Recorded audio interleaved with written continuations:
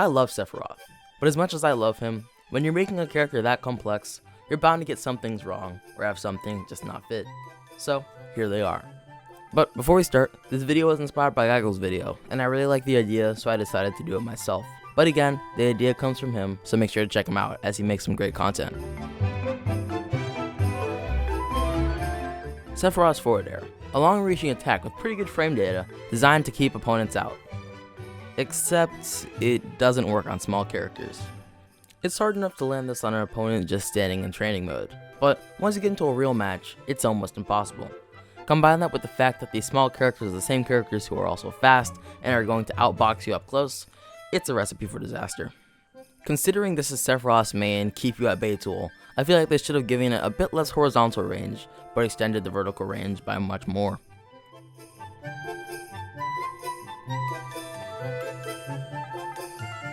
The first stage of Sephiroth's flare is just kinda bad.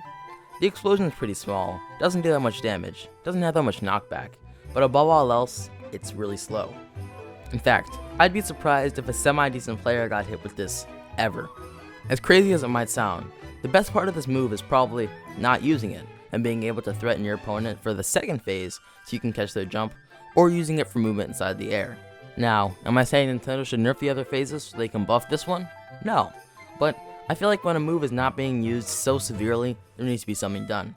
While I do find Flare to be one of the most interesting and fun moves to use in Smash, this part of it just doesn't sit well with me.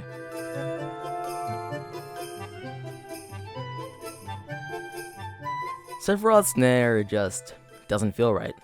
For a move that's virtually his only way of getting high damage in combos, it's surprisingly hard to hit. It only is active for 2 frames, and the hitbox is surprisingly small. You really feel this in the air, where, when the move is supposed to be able to combo because of its low overall length, its small size and terrible active frames make it sometimes a nightmare to combo with.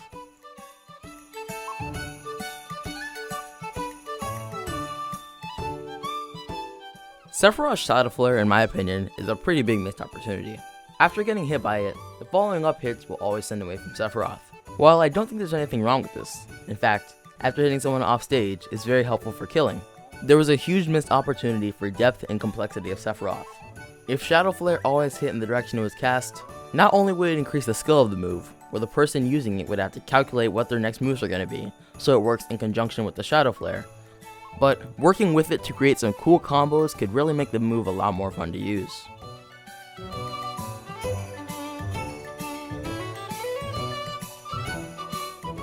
Penultimately, we have the quintessential juggling move, Sephiroth's up air. Or at least, that's what it appears to be. You'd think that with its huge vertical and horizontal range, it'd be a great juggling tool, right? Wrong. In reality, it has way too much lag, both landing and in the air, to be considered good, and a terrible startup that really hinders it. This is probably my second biggest gripe with the character, and that's just because, while the up air is big, everything about it counteracts its design. Especially when compared with similar up airs like Ike's with large hitbox, it just doesn't seem to make much sense. And once you get past all that bad frame data, it still doesn't matter, because such a small part of the sword is actually going to kill, that hitting with any other part of the sword is almost useless. So, it basically goes against the whole principle of having a large sword anyway. Combine that with the already horrible frame data we went over, and it feels like all it does is not juggle or kill.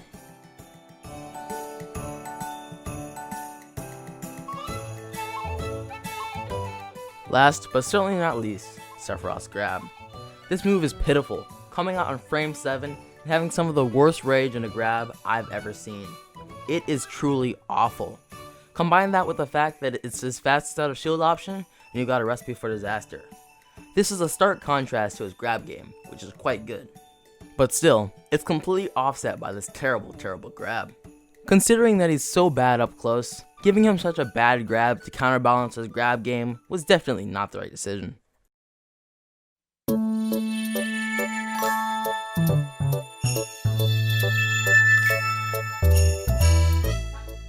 So, what do you guys think of the list? Are there any things that I missed? Or do you think some things aren't as flawed as I made them seem? Either way, you can leave your suggestion in the comments. And lastly, 1% of the people that watch my content are actually subscribed, so if you enjoy it, remember to hit that button. Thank you for watching all the way through, and have a great day.